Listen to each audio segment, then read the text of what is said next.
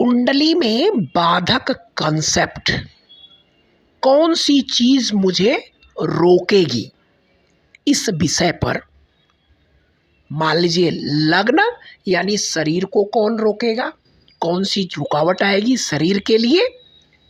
उसी तरह से हर भाव में जो राशि होती है उस राशि चर स्थिर द्वि स्वभाव कौन सी राशि है उसके अनुसार बाधक कॉन्सेप्ट है। तो उस कॉन्सेप्ट के अनुसार यानी इस भाव के लिए क्या बाधक होगा उस विषय में हम समझेंगे और हमारे लिए जो प्रॉब्लम है बाधक है उससे हम कैसे अपने आप को किस देवता की पूजा करके उस बाधक को यानी उस रुकावट को हम खत्म कर सकते हैं या रोक सकते हैं। तो हम सबसे पहले भगवान के उस वचन को याद करते हैं जो गीता उपदेश में भगवान श्री कृष्ण ने अर्जुन को बताया, कुतस्त्वाकस्मलमिदं विस्मे समुपस्थितम् अनार्यजुष्टं स्वर्गं कीर्तिकर अर्जुन।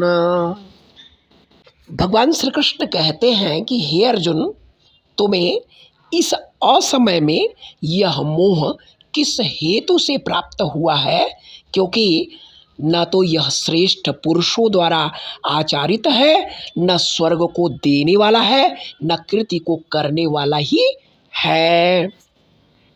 नमस्कार, राधे राधे। ईश्वर से कामना करता हूँ कि आप अपने पूरे परिवार के साथ मौज मस्ती भरा जीवन व्यतीत कर रहे होंगे। कॉन्सेप्ट हमारा यह है कि हमें कौन सी चीज़ रुकावट देगी, बाधा देगी किसी भी भाव से संबंधित। तो इसका कॉन्सेप्ट यही है कि अगर हमारी लग्न चर है तो चर लग्न के लिए उसका 11वां भाव उसके लिए बाधक होता है। स्थिर लग्न के लिए 9वां भाव यानी उसका भाग्य ही उसके लिए बाधक होता है और द्वि स्वभाव के लिए उसका 7वां भाव उसके लिए बाधक होता है। यह तो हमारा मुख्य कंसेप्ट लग्न के लिए। यही कंसेप्ट अगर हम किसी भी भाव के लिए समझें तो उस भाव के लिए अगर वहाँ चर राशि है तो उससे 11वां भाव, अगर वह स्थिर राशि है तो उससे 9वां भाव, और अगर वह द्वि स्वभाव राशि है उस भाव में तो उससे 7वां भाव उसके लिए बाधक है। कैसे? जैसे मान लीजिए आज हम केवल सुख के विषय में समझते हैं। सुख भाव के लिए अगर यहाँ पर चर राशि आई है तो यहाँ से 11वां भाव अर्थात तो घर के सुख में बाधक कौन हो गया? दूसरा भाव। अब दूसरे भाव में अगर 5 नंबर लिखा हुआ है तो बाधक के रूप में कौन हो गया? सिंह राशि हुई, लेकिन उसका कारक कौन होता है या उस राशि का मालिक सूर्य है। अब सूर्य पिता, गवर्नमेंट या पिता समान कोई भी व्यक्ति वह आपके सुख के लिए बाधक है। इसी प्रकार अगर 4 नंबर लिख करके आया तो कर्क राशि यानी उसका मालिक चंद्रमा, चंद्रमा यानी माँ या माँ के समान कोई भी, वह आपके सुखों के लिए बाधक है। किस रूप में देगा? क्योंकि वो धन भाव है, लग्न का धन भाव है। तो पैसे से संबंधित, वाणी से संबंधित, यानी कोई कर्कश वाणी हो जाए, सूर्य है तो कर्कश वाणी, चंद्रमा है तो ऐसी बातें बोल दी जाए जो दिल को छू जाए यानी मन परेशान हो जाए, तो ऐसी चीज़ें वहाँ पर जो भी राशि आएगी उससे संबंधित आपको बाधा देगी आपके सुख में। यह कंटिन्यू चलेगा क्योंकि यह लग्न है, लेकिन जब दशा अंतर्दशा उसकी आएगी तो यह प्रॉब्लम और अधिक आएगी। तो इसी प्रकार हम सुख से संबंधित स्थिर राशियों के विषय में भी जान लें। स्थिर राशि के लिए बाधक कौन बनता है? 12वां भाव। 12वां भाव यानी स्थिर राशि है।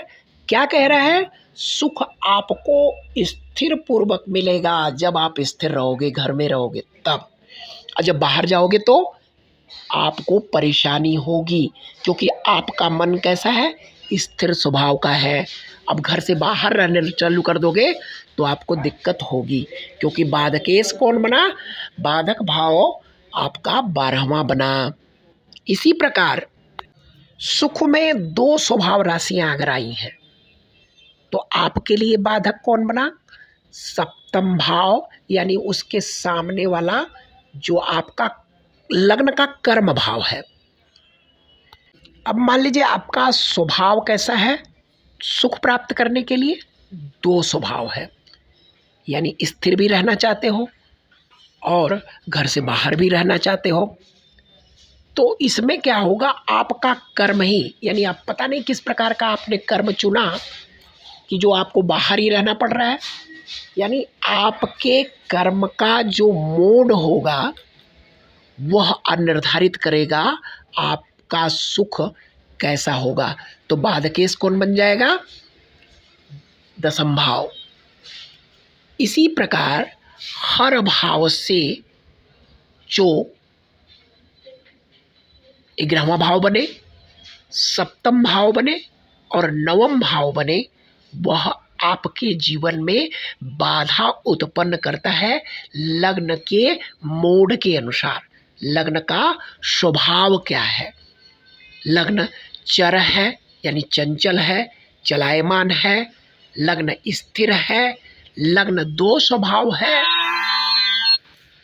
तो ऐसा प्रभाव आपके सुख के लिए हो, बच्चों के लिए हो, पत्नी के लिए हो, कर्म के लिए हो, सभी के लिए वहाँ पर राशि देखो। अगर राशि 1 4 1 4 7 10 है तब तो आपके लिए बाधक 11वां भाव है। उसमें जो राशि आई उसके अनुसार आप उसका उपाय करेंगे। और अगर 2 5 8 11 नंबर उस भाव में लिखा है तो 9वां भाव उस राशि के अनुसार बाधक बनेगा। उसमें जो राशि आएगी उसके अनुसार आप देवता चुनें और अपना उपाय करें। इसके अनुसार अलग अगर 3 6 9 12 राशि अगर उस भाव में आती है तो आपके लिए बाधक 7वां भाव बनेगा। और 7वां भाव में आई हुई राशि के अनुसार आप अपने देवता को चुनकर उपाय कर सकते हैं। अब हम समझते हैं सभी राशियों के अनुसार देवता को।